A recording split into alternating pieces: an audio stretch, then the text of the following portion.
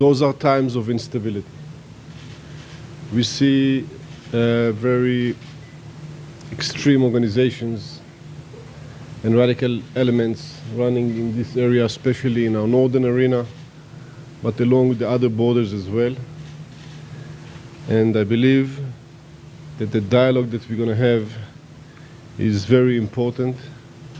And from what I know from you, of you, and what I've heard already during the last 2 days, but at times before, brings me to this very basic belief that we can definitely cope with all those challenges and actually try and turn some of the threats that we face into opportunities.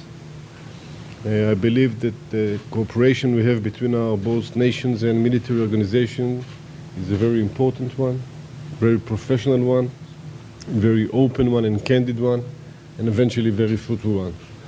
So once again, thank you for coming. I'm sure that as we have cooperated before on different issues, we'll find a way to continue this cooperation and to face any challenge in the future. We get consumed often by the crisis of the day, but about every 3 or 4 times we meet, we try to deliberately encourage each other to look a little further into the future, and this is one of those times. So we're very excited about the chance to have that conversation with General Gantz and his team about our common future, our common interests, the common security of our two peoples, and to reassure each other on the strength, the depth, and the enduring nature of our relationship. No doubt that the security relations we have between the IDF and the military forces and the defense establishments in the United States is solid as ever, and I have no doubt about it.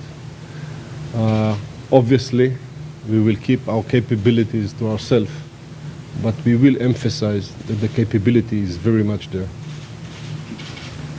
And let me speak for the military-to-military relationship, allowing our elected leaders to have their own relationships. But I can tell you that one of the things I value most in our relationship is candor. I mean, I think the world is complicated enough without us speaking in parables to each other.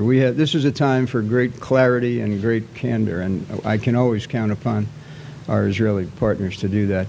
As for Iran, our president has made a very clear commitment, and my role as the senior military officer is to make sure that I continue to provide him the military options necessary to live up to that commitment, and we will. Just to emphasize, war jihadists are not fighting only against Israel. More than that, they're fighting against others. And definitely those interests that we are pointing out are not only our interests, they are the United States interests, they are regional interests. So if we'll end up understanding each other and being able to cooperate with each other, then definitely any necessity, any threat can become a challenge we can overcome. As you know, we have in position military assets should they fail to live up to their commitment, and we expect them to continue to move those chemical weapons out of Syria.